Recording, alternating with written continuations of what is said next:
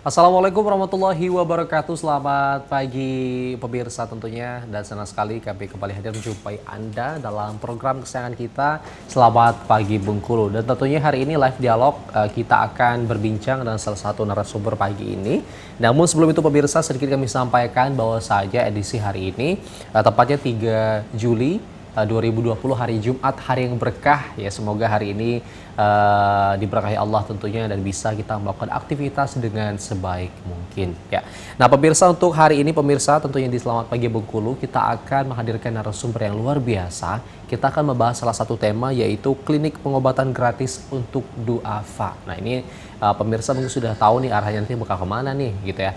Nah jadi hari ini pemirsa kita akan menghadirkan narasumber, yaitu Bapak Sofyan Amarta, SOSI MIKOM. Ya, Bapak Sofyan Amarta ini adalah selaku General Manager Lasnas BMH Perwakilan Bengkulu. Nah, mungkin pemirsa ini barangkali sudah familiar dengan Lasnas BMH, atau mungkin baru ada yang baru mendengar Lasnas BMH ini. Untuk itu pemirsa, sebelum kami memulai dan mengundang narasumber kita pada edisi pagi ini, sedikit kami informasikan kepada pemirsa semuanya bahwa saja Lembaga Amil Zakat Nasional Baitul Mal Hidayatullah Perwakilan Bengkulu atau disingkat Lasnas BMH menjadi inisiator rencana pendirian klinik duafa Provinsi Bengkulu. Jadi jadi memang ada inisiator nih pemirsa. Nah, dan juga pemirsa, klinik ini nantinya akan melayani pengobatan gratis untuk masyarakat duafa yang selama ini tidak memiliki biaya untuk berobat. Jadi pemirsa sudah tahu bahwasanya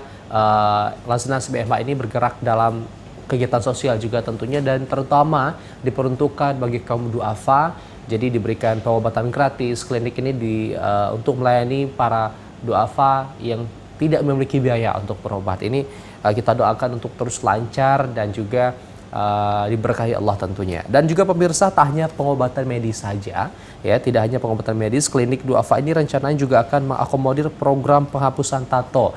Nah jadi mungkin pemirsa yang barangkali sedang menyaksikan acara ini, nanti kita akan bertanya dengan narasumber kita apakah semua pemirsa yang memiliki tato bisa ikut menghapus ya dalam program Lasnas BMH ini. Nanti akan kita tanyakan dengan para narasumber kita. Nah, selain tato pemirsa, juga ada khitan, kemudian bekam hingga ruqyah yang juga tanpa biaya alias gratis. Jadi nanti tidak ada biaya untuk khitan, kemudian penghapusan tato jika pemirsa ingin menghapus tatonya, kemudian bekam hingga ruqyah pun tanpa biaya alias gratis. Dan kita berharap dan kita sangat mendukung kegiatan-kegiatan yang dilakukan oleh Lasnas BMH Provinsi Bengkulu ini tentunya pemirsa, karena memang merupakan salah satu perwakilan yang ada di Provinsi Bengkulu. Dan sebelum itu pemirsa, kami juga ingin menginformasikan bagi pemirsa yang barangkali ingin bergabung bersama kita atau mungkin ingin bertanya dengan tamu kita, dengan narasumber kita, nantinya bisa menghubungi kita ataupun kami di studio melalui telepon interaktif di 0736 346 771. Ya, saya ulangi sekali lagi, pemirsa yang barangkali ingin bergabung bersama kita atau mungkin mau bertanya dengan narasumber kita, nanti bisa menelpon kita di 0736 346 771. Jadi nanti bisa pemirsa bergabung bersama kita. Dan kita akan menghadirkan Bapak Sofyan Amarta selaku General Manager Lasnas BMH Perwakilan Bengkulu, tetapi setelah yang satu ini. Jangan kemana-mana.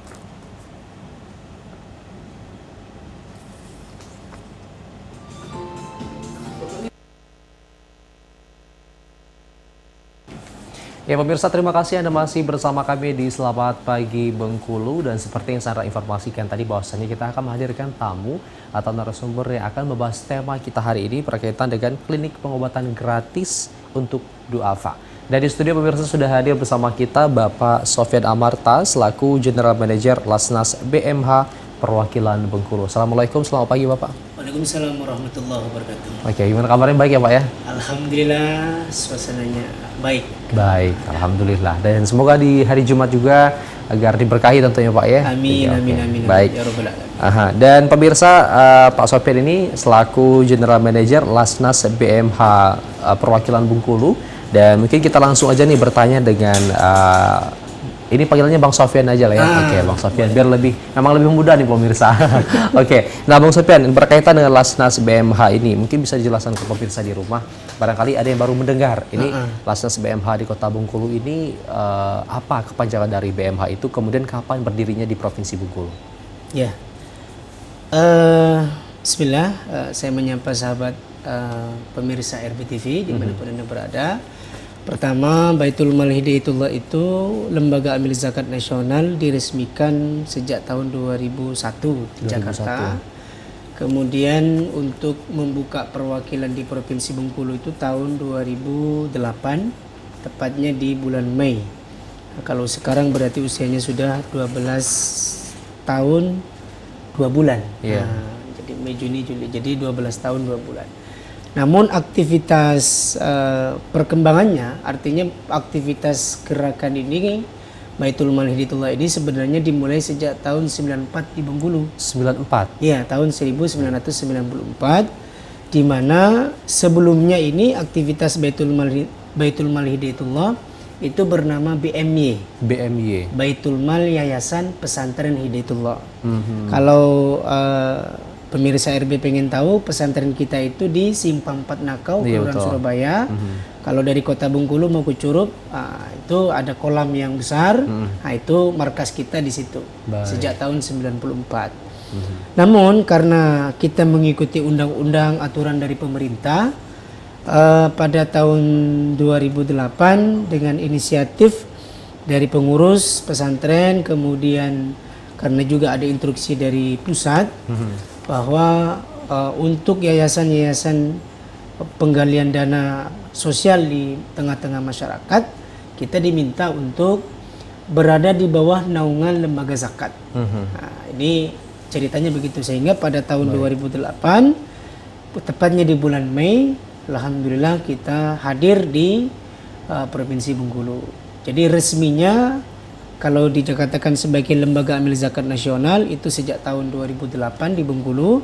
Namun kalau penggalangan dananya kita sejak tahun 94. Sejak saat itu kita udah bergerak di bidang sosial, pendidikan dan dakwah. Sejak saat itu. Baik, nah kalau berkaitan dengan tujuan nih Bang, ini apa nih tujuan awal didirikannya BMH di Provinsi Bengkulu ini sebenarnya? Ya. Bicara tentang tujuan awal, kita sangat erat kaitannya dengan tujuan hadirnya ormas Islam, yaitu Hidayatullah.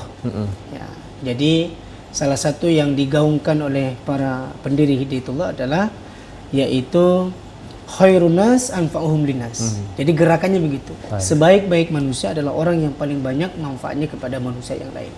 Dengan konsep itulah kita berusaha menebarkan kasih sayang. Dengan cara waktu itu gerakan kita adalah peduli kepada anak-anak yatim, terlantar, duafa, orang-orang pinggiran yang putus sekolah maupun yang ingin sekolah namun terkendala di situ. Makanya gerakan kita sebenarnya adalah gerakan sosial khususnya di bidang dakwah, pendidikan, ekonomi dan kesehatan. Baik. Begitu. Berarti ini komplit nih pemirsa ya. Jadi ada kesehatan, ekonomi dan juga dakwah tentunya dalam Islam. Nah, berkaitan dengan program ini kan sudah cukup lama nih Bang di Provinsi Bengkulu. Lalu ini tadi kan bergerak di beberapa aspek, di beberapa sektor. Ini sejauh ini apa aja program-program yang sudah diluncurkan teman-teman BMH Bengkulu? Alhamdulillah untuk tahun ini kita sudah memiliki 14 panti asuhan 14 di seluruh provinsi. Baik. Kemudian selain itu kita juga udah ada karena itu panti asuhan kita ini berbasis pesantren. Berbasis pesantren. Ya, berbasis pesantren. Kita juga di bidang pendidikan kita juga hadirkan SDIT maupun SMPIT Hidayatullah. Tapi itu di sektor pendidikan. Jadi karena ini sudah berkembang begitu sangat besar, maka BMH mengambil porsi yang di bidang sosial. Ya, jadi bidang sosial kalau untuk ini artinya apa? Di bidang pendidikan kita fokus untuk menyantuni anak-anak yatim dan duafa khusus di panti-panti asuhan yang kita punya. Setelah itu terintegrasi dengan program dakwah. Program dakwah itu adalah santri-santri kita yang sudah kita bina dan seterusnya coba kita orbitkan agar dia bisa mengembangkan pesantren ke seluruh daerah. Baik. Alhamdulillah saat ini hasil daripada itu semua perlangkaan kita sebelum menjadi BMH, BMY tahun 94 sampai 2008, kemudian berubah menjadi Baitul Mal Hidayatullah dari 2008 sampai 2020 ini sudah hadir di seluruh kabupaten di Provinsi Bengkulu. Baik, berarti tersebar di seluruh kabupaten. Seluruh kabupaten. Bahkan di beberapa kabupaten sudah ada 2, sudah ada 3 gitu. Baik, berarti pemirsa tidak asing lagi nih bagi teman-teman di kabupaten dari Muko-Muko sampai Kaur ya. Alhamdulillah. Dan itu sudah tersebar dan bahkan di satu kabupaten bisa jadi lebih daripada satu. Ya, gitu ya. Baik. Nah, kalau berkaitan dengan dana, ini apakah ada donatur tetapkah untuk yayasan Baitul Mal Hidayatullah ini, dan apa saja biaya yang rutin dikeluarkan oleh teman-teman di BMH? Alhamdulillah kalau untuk donatur kita di seluruh provinsi ini sudah lebih 2.000 orang. Baik. Jadi ada yang donatur, bahkan seperti tadi disampaikan beberapa karyawan RBTV juga donatur kita. Baik. Termasuk JM yang sebelumnya di RBTV juga donatur kita banyak sekali. Mulai dari pemerintah, swasta, perusahaan, kemudian personal, alhamdulillah. Jadi sejak tahun 94 dan sampai sekarang kepercayaan masyarakat terus berupaya terus diberikan kepada kita. Selain itu juga karena kita juga mengedepankan aspek akuntabilitas, transparansi dana kepada masyarakat. Jadi masyarakat cukup melihat apa sih perkembangan BMH, apa sih dan seterusnya. Jadi dari situ sudah dapat diukur sebenarnya.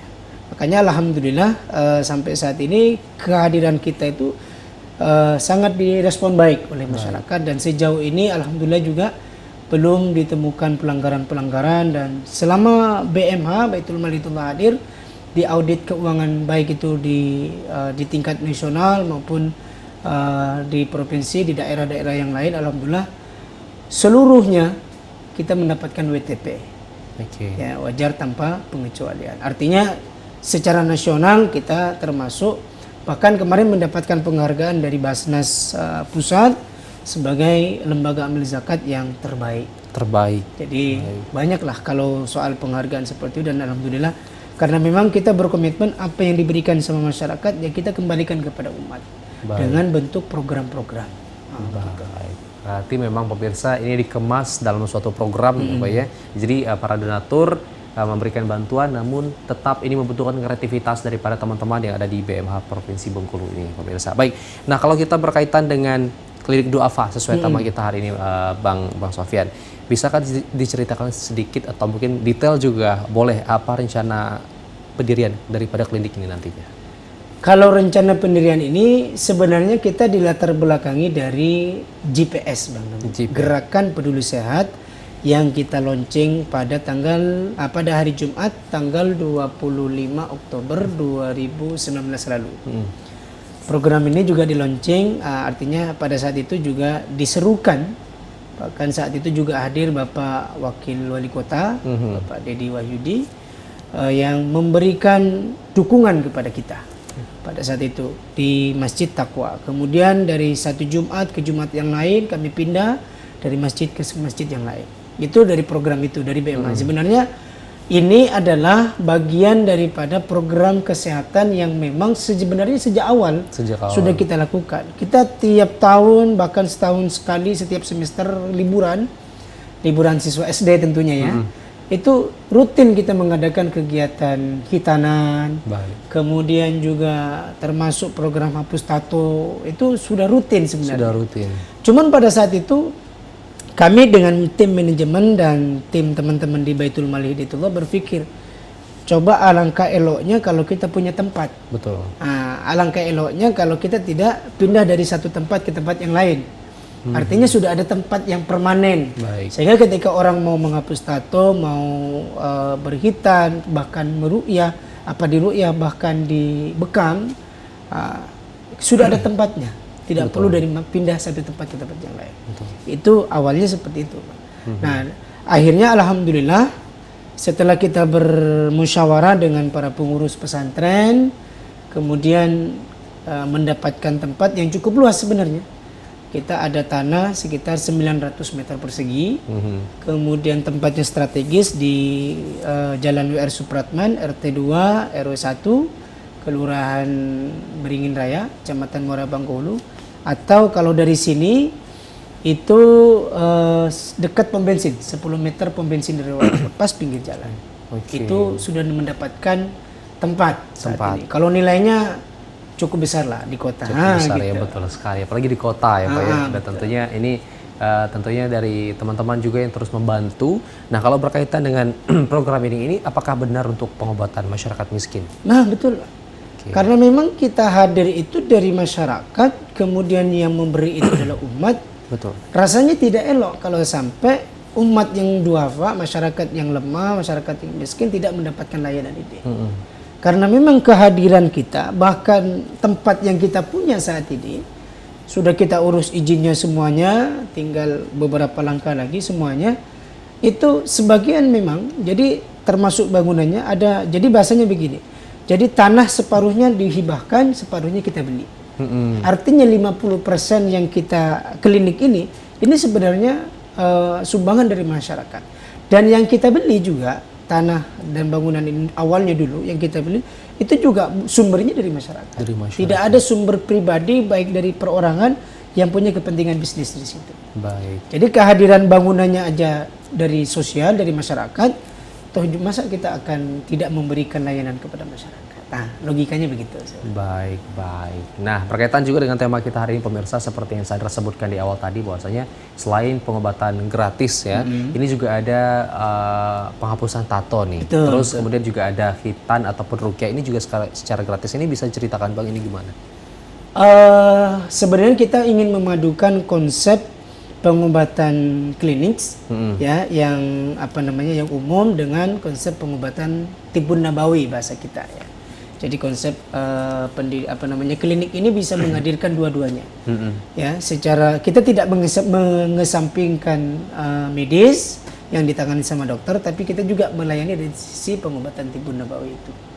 Jadi dua-duanya ini jangan sampai kita kita pisahkan. Tapi ini justru bisa dikolaborasi sehingga masyarakat gitu ya, jadi merasakan berkahnya juga. Jadi tidak hanya berobat dari sisi produk kimianya ataupun dari sisi medis yang sebagaimana kita pahami pada umumnya, tapi juga ada nilai-nilai Islami, pengobatan-pengobatan Islami yang kita berikan di situ. Makanya kita konsepnya seperti itu.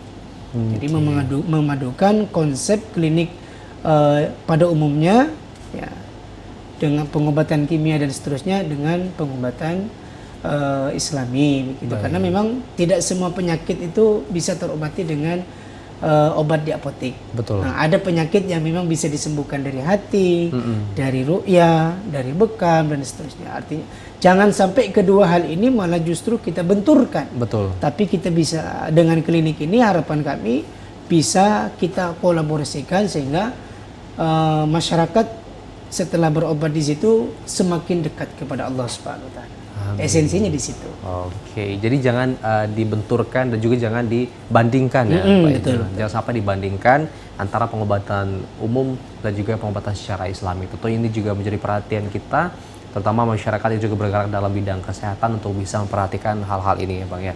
Nah, terkait dengan tato ini menarik nih Bang, mau cerita. Kalau dari sepanjang Abang yang telah bergabung dengan tim BMH ini kalau masalah tato itu cukup banyak nggak Bang di Provinsi Bengkulu? Tahun 2018, tepatnya di bulan Agustus, kami pernah mendatangkan tim penghapusan tato di Bengkulu. Waktu itu juga sempat diliput juga sama RBTV. Ketika kami buka, yang mendaftar itu 350 orang. 350 Saya batasi orang. segitu. Baik. Cuman karena alat kita pada saat itu kami datangkan dari Jakarta, yang terakomodir cuma 120 orang. 120 orang. Dan itu pun tidak bisa penuh karena memang waktunya cuma 2 hari pada saat itu. Kemudian karena antusias masyarakat yang begitu sangat banyak, kami memberanikan diri untuk membeli alat. Nah, membeli alat harganya cukup mahal juga kalau seukuran saya ya. Betul. Cukup mahal, dan alhamdulillah karena bantuan dari masyarakat, dana itu kita himpun, kita mampu membeli satu alat. Dan sejak saat itulah kami terus bergandengan dengan dokter tentunya. Alhamdulillah kami juga terima kasih banyak mungkin terutama dari tim kedokteran maupun medis dari Puskesmas Sukamerindu. Baik. Yang dikomandani oleh Dr. Erlina Pancaputri. Nah, beliau itulah yang senantiasa beberapa tahun yang membantu kita. Baik. Jadi termasuk ketika program Apustato, beliau yang mendampingi. Nah, termasuk klinik ini ketika kami sampaikan, Bun, ini kami pengen mendirikan klinik. Beliau menjawab, saya siap Pak Ustadz, biar saya ini. Jadi banyak sekali respon dokter juga banyak yang ingin membantu. Baik. Dan ternyata memang para dokter sebenarnya banyak butuh fasilitas untuk kita berbuat sosial ke tengah-tengah masyarakat. Dan salah satunya banyak sekali. Kalau dokter-dokter senior di Bengkulu yang menjadi donatur kita, yang mendukung program kita sangat banyak. Termasuk ketua ID ketua ID Provinsi Bengkulu kan, yang dulu ya. Kemudian dokter-dokter senior lah, seperti Dokter Budiono. Banyak yang mensupport keberadaan kita. Baik, luar biasa nih pemirsa. Dan ini pemirsa yang barangkali juga ingin rasanya menghapus tato atau ada mungkin saudara barangkali kawan mungkin bisa nanti untuk menghubungi pihak teman-teman di Lasnas BMH Bengkulu ini tentunya. Dan ini menarik pemirsa, kita akan masih menggali informasi terkait dengan tema kita hari ini, yaitu klinik pengobatan gratis untuk duafa ini. Nanti kita masih bertanya tentang program-program lainnya dan kita akan bertanya lebih dalam terkait hal ini. Tapi jangan kemana-mana, kami akan segera kembali tetap di Selamat Pagi Bengkulu.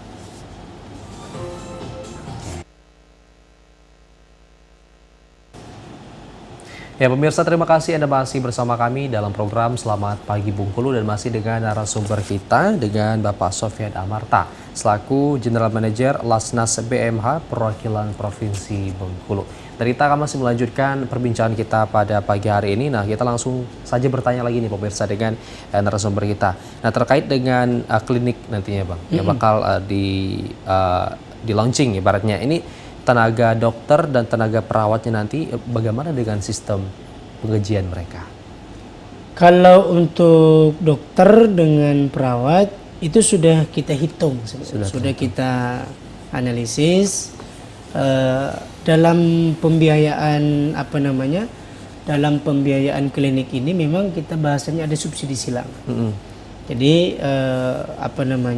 kalau untuk dokter, alhamdulillah untuk saat ini dokter penanggung jawab yang sudah siap bermitra dengan kita yaitu Wakil Ketua Umum ID Kota Bengkulu, yaitu Dr. Erlina Pancaputri. Beliau yang sudah yang siap membantu kita. Kemudian untuk perawat memang kita utamakan mungkin dari luaran sana atau dari pemirsa RB pengen juga bergabung dengan kita. Yang kita cari itu adalah perawat atau bidan yang kalau bisa dia juga punya kemampuan dari sisi medis dan dan pengobatan Islami. Misalnya seperti berkah, kemudian gurah dan seterusnya. Atau mau belajar lah begitu. Baik. Karena bisa dilakukan itu. Atau kalau berkaitan dengan penggajiannya memang kita akan support dari Baitul Mal Hidayatullah. Ya, kita akan support Baitul Mal Hidayatullah. Kemudian dari pesantren-pesantren yang menjadi binaan kita yang saat ini sudah berkembang. Berkembang dalam artian itu sudah ada pemasukan lah. Nah, pesantren kita sebagian sudah ada yang menerima pemasukan. Kalau saya hitung-hitung insya Allah sudah masuk. Sudah siap. Apalagi kalau sosial seperti ini, kemarin juga sebenarnya sudah beberapa relawan dari perawat, dari tenaga medis khususnya yang sudah selama ini bekerja sama dengan kita udah banyak. Ya, salah satunya ketika kita mengadakan gerakan GPS pemeriksaan kesehatan gratis itu banyak yang sudah nelpon. Pak, kalau misalnya ada waktu saya siap ikut. Dokter-dokter muda banyak. Jadi kita udah beberapa keliling mulai dari Masjid Taqwa, Masjid Istiqomah dan masjid-masjid di Kota Bengkulu sudah kita lakukan itu dan banyak sekali yang mau ikut. Nah, selain itu juga kami juga pernah survei ke beberapa klinik ya yang ada di Bengkulu dan di kabupaten. Sudah kami nanya terkait sistem gajiannya mereka berapa. Kemudian untuk perawat berapa, dokter berapa. Secara umum kami lihat insya Allah mampu. Insya Allah. Dan sudah kita analisis. Kalau kita nggak mampu begitu ya tidak dianalisis dan kita tidak merasa mampu ya tidak akan kita meluncing ini. Baik. Karena kita merasa mampu insya Allah. Ya, gitu. Baik. Nah, kalau termasuk dengan operasional klinik ini juga tentunya sudah dipikirkan ya? Ya, betul, Pak. Sudah. Jadi kalau untuk operasional kliniknya seperti apa, termasuk di dalamnya yang saat ini memang yang mau kita cari itu adalah dukungan dari masyarakat. Kami berprinsip begini, Bang ya, bahwa kebaikan itu seperti semut, seperti gula, manis. Ketika gula itu diletakkan, maka akan banyak semut-semut yang akan berusaha untuk mengambil kebaikan itu. Artinya apa? Ketika program ini di-launching ke masyarakat, kemudian terjadi dan seterusnya, kami yakin dan percaya bahwa nanti akan banyak orang-orang yang akan mendukung. Ya, karena kami sudah punya pengalaman sekian panjang, sekian lama, sekian tahun, itu cukup memberikan keyakinan yang kuat kepada kami. Ya, saat ini belum jadi, ya. Tapi yang sudah menjanjikan ambulan sudah ada. Yang bahasanya, Pak, nanti kalau misalnya sudah dibangun, tolong ya informasikan, saya menyumbang ini. Sudah ada. Padahal ini belum berjalan. Baik. Nah, artinya apa? Kami yakin dan percaya ketika ini kebaikan kami tawarkan kepada masyarakat, insya Allah. Karena masyarakat di Bengkulu ini orangnya baik-baik. Masyarakat di Bengkulu ini orangnya dermawan. Belum pernah kami mendengar berita, ya kan, sebagaimana daerah-daerah lain bahwa di Bengkulu khususnya ada anak nuntut waris sampai melapor orang tuanya ke kepolisian, belum. Secara umum pengalaman kami masyarakat Bengkulu ini dermawan. Walaupun barangkali tidak semegah-megah bangunannya sebagaimana kota-kota lain. Itu prinsipnya, ya kan. Dan alhamdulillah dari pengalaman itulah, Bang, ya, kami membangun pesantren tidak ada satupun dana dari pribadi. Baik. Kami membangun panti asuhan semua dari umat. Kami membangun sekolah juga dari umat, bahkan pemerintah pun juga turun tangan membantu. Apalagi program yang mulia seperti ini. Di saat ada orang-orang yang sedang kesusahan, tidak mampu, sudah sakit, masa tidak ada yang mau menolong? Pasti ada yang menolong.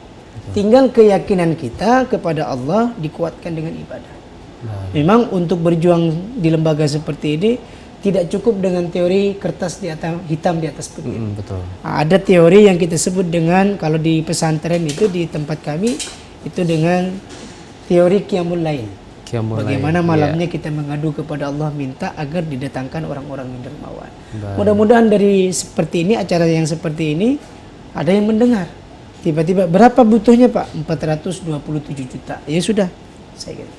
Karena kita udah punya pengalaman. Beberapa hari yang lalu ada orang ngasih tanah 2 hektar.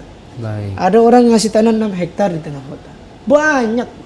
Orang baik di Bengkulu, apalagi di Indonesia ini banyak. Jadi kami tidak khawatir terkait dengan gaji mereka seperti apa. Tidak pernah ada khawatir. Pokoknya kami optimis dan insya Allah.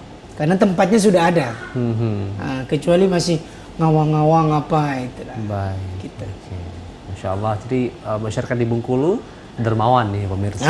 Insya Allah. Nah, saya beri keyakinan begitu. Baik. Nah, terkait dengan juga pernyataan Ustaz tadi, yaitu dukungan masyarakat. Nah, misalkan ada masyarakat yang ingin berdonasi atau ingin memberikan bantuan, ini cara menghubungi pihak BMH bagaimana, Ustaz? Selama ini kalau untuk menghubungi BMH, pertama bisa langsung datang ke kantor. Kantor kita itu sangat mudah dijangkau, orang pada semuanya tahu. Kalau dari sini atau dari kota Bengkulu, ya Jalan WR Supratman sebelum Unip atau Unip belakang. Nah, di situ ada pom bensin Rawa Makmur. Kita naik ke jalur 2, pas tanjakan sebelah kiri itu sudah ada baliho gede-gedean. Nah, pertama di situ. Yang nomor 2, layanan telepon kita sejak dulu sampai sekarang di 0736 342 373. Itu nomor telepon kantor. Kalau untuk call center BMH di 0813 6699 7799. Baik. Nah, kalau berkenaan dengan media sosial apakah juga ada? Sudah, kita semuanya kita lakukan. Di Facebook, Di Instagram? Facebook, BMH Bengkulu, kemudian di Instagram BMH Bengkulu, Baik. kemudian di Twitter BMH Bengkulu, semuanya terintegrasi. Baik. Kita mengikuti perkembangan zaman. Baik. Nah, jadi pemirsa yang barangkali ingin bertanya atau mungkin ingin menghubungi pihak ataupun teman-teman di BMH bisa langsung saja barangkali hubungi di Instagram, boleh di Facebook, dan di mana pemirsa yang bisa mengakses untuk bisa menghubungi teman-teman di Yayasan BMH ini. Baik. Nah, saya tertarik untuk membahas yang tato tadi, Ustaz. Silakan. Nah, kan tadi tato kan lumayan banyak nih peminatnya. Ini berkaitan dengan syarat, apakah ada syarat tertentu bagi pemirsa di rumah yang ingin menghapus tato? Ya, kalau untuk menghapus tato, sebelum kita hapus, setidaknya ada 3 hal yang harus disertakan ke kami, tim, ya. Pertama, yaitu harus bebas HIV/AIDS. Ya. Kemudian yang nomor 2, harus bebas hepatitis B dan C. Kemudian yang ketiga, harus bebas gula. Semua itu harus dengan rekomendasi dari dokter, bukan rekomendasi dukun. Baik. Ya, jangan dukun pemirsa, tapi dokter. Tapi dokter. Jadi kita tidak akan melakukan tindakan sebelum ada 3 rekomendasi itu. Baik. Kalau sudah ada rekomendasi itu, kita berani melakukan. Karena kita tidak mau ngambil resiko. Baik. Itu kan kalau bahasa medisnya itu bagian daripada operasi. Nah, untuk melakukan tindakan itu harus melalui rekomendasi dokter. Dan kalaupun untuk di Bengkulu, insya Allah yang sudah menyatakan siap dan bekerja sama dengan BMA, yaitu Puskesmas Sukamerindu. Ya. Puskesmas Sukamerindu, beliau Dr. Erlina sebagai kepala puskesmas, apabila pengen diperiksa HIV/AIDS, hepatitis, kemudian gula untuk syarat itu, ya silahkan. Walaupun juga kami juga menyediakan tempatnya. Kami juga menyediakan alat tes itu, tapi untuk pelaksananya itu adalah tetap dari tim medis. Dari tim medis. Jadi kita tidak pernah menyampingkan peran medis. Baik, baik. Nah, seperti itu. Berarti ini kolaborasi ya pemirsa Ya, dengan betul. tenaga medis umum dan juga secara Islami. Jadi ini adalah gabungan ya pemirsa, dan semoga lancar. Kita doakan kepada teman-teman di Yayasan BMH Bengkulu untuk dapat segera mewujudkan program ini tentunya Pak ya. Nah, kalau terkait dengan dana yang terkumpul ini sejauh ini sudah berapa banyak Ustaz dana yang sudah terkumpul untuk program ini? Untuk program klinik? Ya. Ya. Sejauh ini secara khusus itu ada sih beberapa. Cuman yang sudah menjanjikan untuk pengembang klinik itu ada yang siap mendukung ambulannya utuh. Gitu. Jadi belum hadir kliniknya, ambulannya sudah siap. Sudah siap, gitu betul. kan. Kemudian yang nomor 2 yang kita saat ini sedang diurus itu adalah surat izin hadiran klinik. Alhamdulillah sudah 95%. Ya, jadi semua, karena untuk mendirikan klinik juga kan dipantau. Betul. Jadi sebenarnya sudah 6 bulan lebih kami ngurus perizinan ini, termasuk dari sisi IMB-nya, kemudian dari sisi lingkungan, dukungan masyarakat di sekitar, itu kan juga dijadikan sebagai alat ukur. Nah, itu. Dan saat ini yang memang kita butuhkan itu adalah bagian untuk mengisi di dalam. Mengisi di dalam. Mengisi di dalam. Ruangan sudah ada. Jadi ada 540 meter persegi ruangan kita. Kemudian itu juga lantai 2. Lantai 2. Jadi di belakang ada lantai 2-nya, dan insya Allah itu aja yang kita butuhkan. Kalau dana yang terkumpul 100-an lebih lah. 100-an lebih. Cuman itu kan terus kita pakai. Ya, terus kita gunakan untuk ini, dan insya Allah kalau misalnya nanti ada yang bantu, udah saya bantu 300, sudah bisa kita mulai. Sudah bisa dimulai. Baik, ini pemirsa di rumah barangkali sedang menyaksikan. Nah, ini bisa nih yang menjadi tempat amal ibadah tentunya. Betul, Ustaz, ya. betul. Ya. Jangan tanggung-tanggung kalau mau berbagi. Baik, jangan tanggung-tanggung. Ya rumah kayak apa. Oh ya, Masya Allah, luar biasa. Nah, kalau terkait dengan estimasi ataupun perakiraan dana yang benar-benar dibutuhkan untuk segera dimulai ini berapa? Kalau ini untuk ngisi dengan format yang bagus, dengan desain yang sudah kita konsep, itu bagian dalamnya sama kita tambah alat-alat hapus tato, itu 427 juta. 427 Sudah kita juta. sampaikan ke masyarakat juga.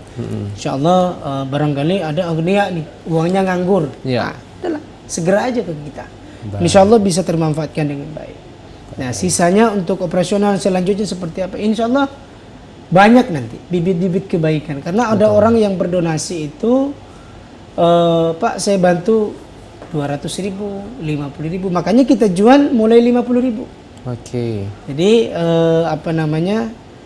berdonasi 50.000 sudah seperti membantu melengkapi dana yang kita butuhkan untuk masyarakat. Seperti itu. Nah, pemirsa, ini juga menjadi informasi yang berkah tentunya di hari Jumat ini bagi pemirsa yang barangkali memiliki rezeki yang lebih tentunya Ustadz ya, atau mungkin ada hartanya yang nganggur barangkali untuk bisa dimanfaatkan sebaik mungkin. Salah satunya tentunya dengan membantu teman-teman di BMH Bengkulu ini untuk dapat merealisasikan segera klinik duafa ini agar bisa segera hadir di Provinsi Bengkulu Ustadz ya. Oke. Nah, terkait dengan COVID-19 Ustadz, ini udah cukup lama dan beberapa hari ini baru dicabut nih maklumatnya dari Kapolri. Ini kalau kita melihat dari masa pandemi kemarin ini, apa dampak kepada teman-teman di BMH, lalu kegiatan apa saja yang dapat dilakukan ketika pandemi kemarin Ustadz? Secara umum kalau dampak kepada teman-teman di BMH sama. Dampaknya kepada masyarakat secara umum. Baik. Ya, aktivitas mulai kurang dan seterusnya. Cuman karena memang kita adalah lembaga sosial, kami saat ini dan sejak beberapa waktu yang lalu sudah mendapatkan instruksi dari pusat di seluruh Indonesia termasuk di Bengkulu untuk menjadi bagian dari gerakan pemerintah untuk mencegah penularan COVID-19, termasuk membantu pemerintah khususnya dalam mengurangi dalam mengurangi krisis pangan di tengah-tengah masyarakat. Sejauh ini kita begitu. Jadi kita cari orang-orang yang memang kurang mampu duafa dan seterusnya, kita bantu di sisi itu. Kemudian yang nomor 2, mulai dari penyemprotan disinfektan pada saat itu, kemudian berbagi hand sanitizer, ya sebagaimana pada umumnya lah. Lembaga sosial melakukan kegiatan itu. Namun selain itu, hal yang unik yang kita lakukan juga di tengah-tengah masyarakat, sebagian santri kita yang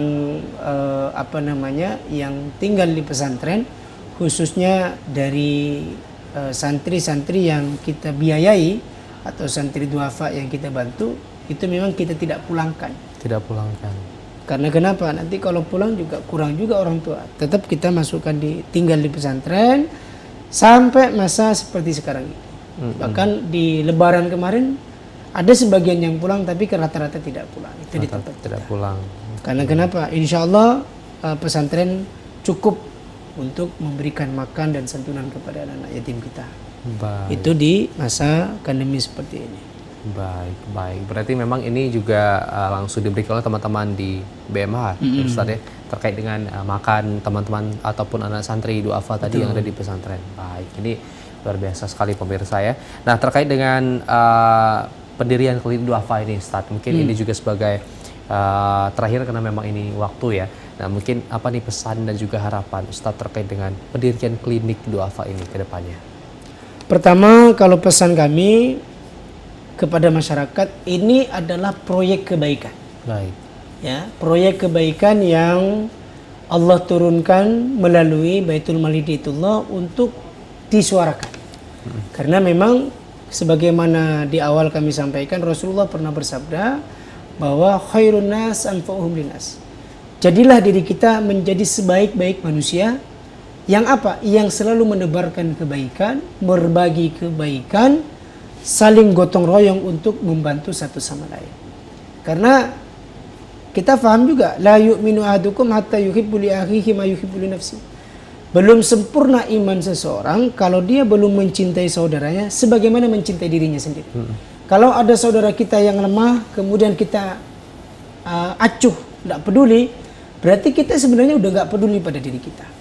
Kalau diri kita saat ini melihat ada orang yang kekurangan, orang yang keduafa, kemudian kita tidak peduli, berarti kita tidak peduli kepada diri kita.